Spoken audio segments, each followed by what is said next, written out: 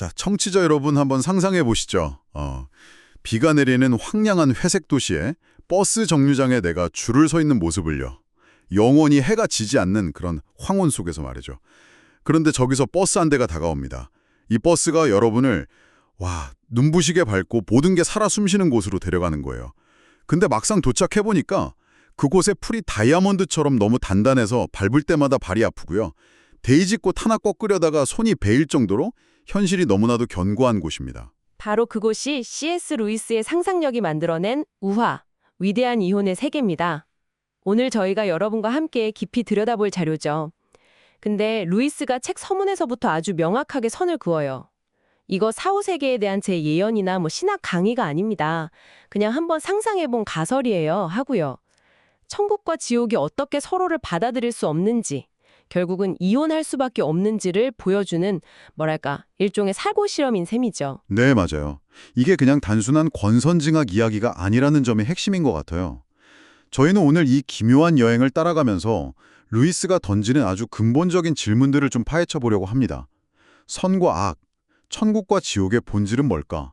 그리고 가장 중요하게는 눈앞에 완벽한 기쁨이 펼쳐져 있는데 그걸 거부하고 스스로 익숙한 불행으로 돌아가는 그 선택의 순간, 대체 그때 무슨 일이 벌어지는 걸까요? 그 심리를 한번 집요하게 따라가 보겠습니다. 이야기의 출발점부터가 아주 흥미롭죠. 바로 유령들이 사는 회색 도시입니다.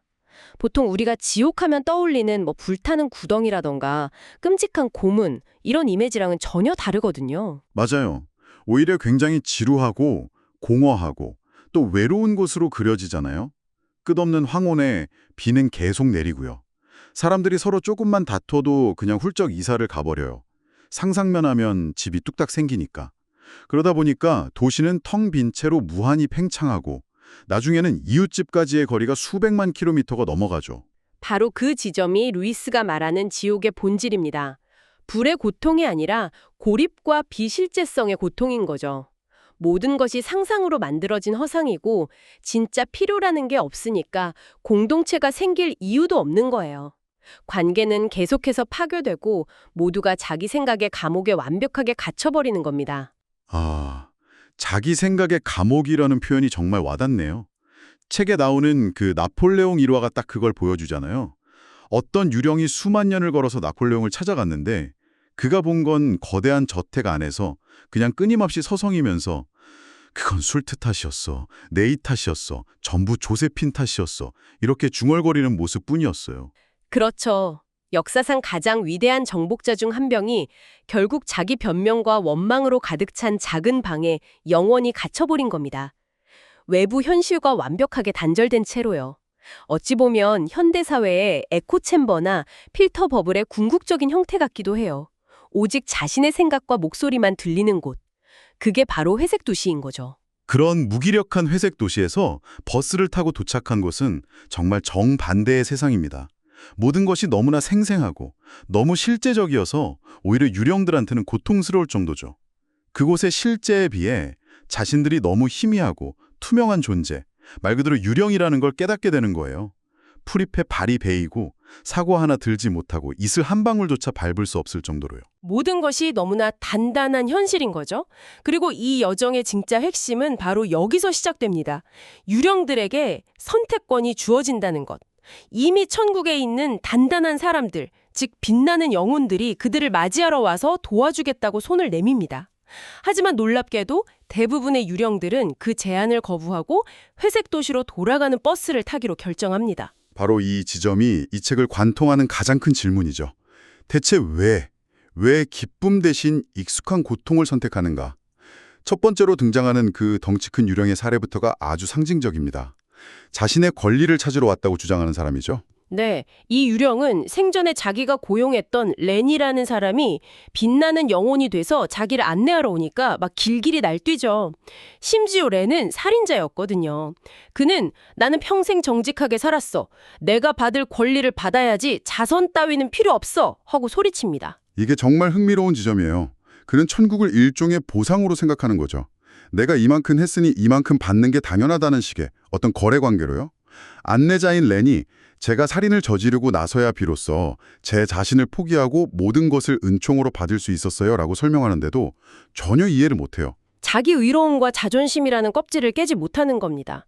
은총이라는 개념 자체를 모욕으로 여기는 거죠. 내가 뭘 잘못했다고 용서나 자선을 받아야 해. 뭐 이런 태도예요. 결국 그는 내 권리를 찾으러 왔지 빌어먹을 자선을 구걸하러 온 게 아니야 라고 외치면서 스스로 돌아가 버립니다. 오늘날에도 이런 모습 쉽게 찾아볼 수 있지 않나요? 뭐 온라인에서 논쟁에 붙었을 때 사실관계나 화해보다는 내가 옳았다는 걸 증명하는데 모든 에너지를 쏟는 모습들 말입니다. 유령은 훨씬 더 세련된 방식으로 천국을 거부합니다. 아주 교양 있는 성공의 주교 유령이죠. 이 유령은 지적 교만의 화신이라고 할 수 있습니다. 그는 천국과 지옥을 실제 장소로 받아들이지 않고 그저 마음의 상태나 아름다운 상징 정도로 해석하려고 해요. 진리 자체를 발견하는 것보다 진리를 향해 자유롭게 탐구하는 과정, 그 자체를 훨씬 더 중요하게 여기죠. 최종적인 답이 있다는 생각 자체를 굉장히 답답하고 편협한 것으로 여깁니다. 안내자가 어린아이처럼 다시 순수하게 답을 갈망해보세요라고 권하지만 그는 그런 순진한 믿음의 단계는 이미 오래전에 졸업했습니다 라며 거들먹거려요. 이게 정말 소름 돋는 지점이었어요. 맞습니다. 그는 진리를 받아들이는 것보다 자기가 회색 도시에 내려가서 다른 불쌍한 영혼들에게 계몽적인 신학 강연을 하는 게 더 가치 있는 일이라고 생각해요. 모든 것을 자신의 지적 유의와 우월감을 확인하는 도구로 삼는 태도가 결국 그를 실제로부터 멀어지게 만드는 거죠. 결국 그는 나는 내 의견을 가질 권리가 있다며 돌아섭니다.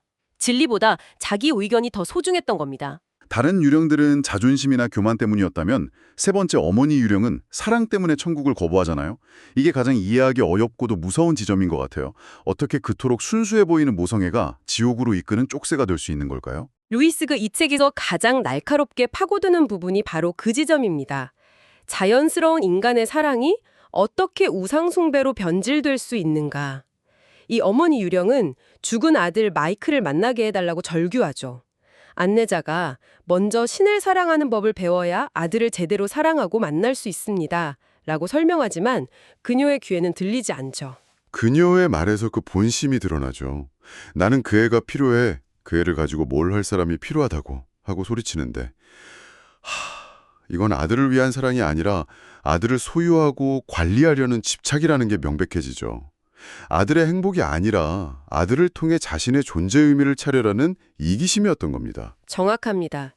그녀의 사랑은 아들을 너무 적게 사랑했기 때문에, 즉 신보다 덜 사랑했기 때문에 잘못된 것이었다고 책에서는 설명합니다.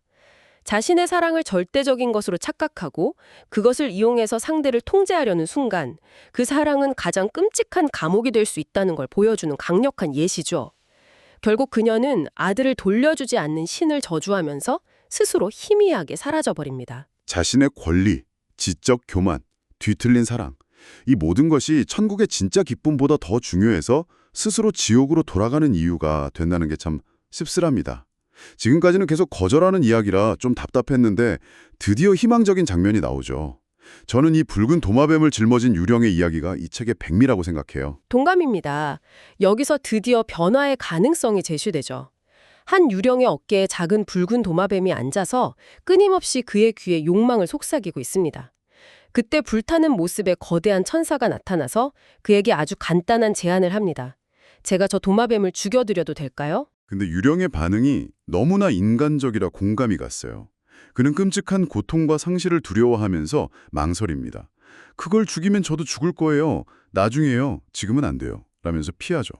심지어 점진적인 과정이 훨씬 낫지 않을까요? 라고 제안하기까지 합니다. 우리도 뭔가 큰 결심을 해야 할 때 항상 그렇게 미루잖아요. 그렇죠. 조금씩 천천히 바꿔볼게요 하는 거죠. 하지만 천사는 아주 단호하게 말합니다. 점진적인 과정은 아무 소용 없습니다. 그러면서 다시 묻죠. 제가 죽여도 되겠습니까?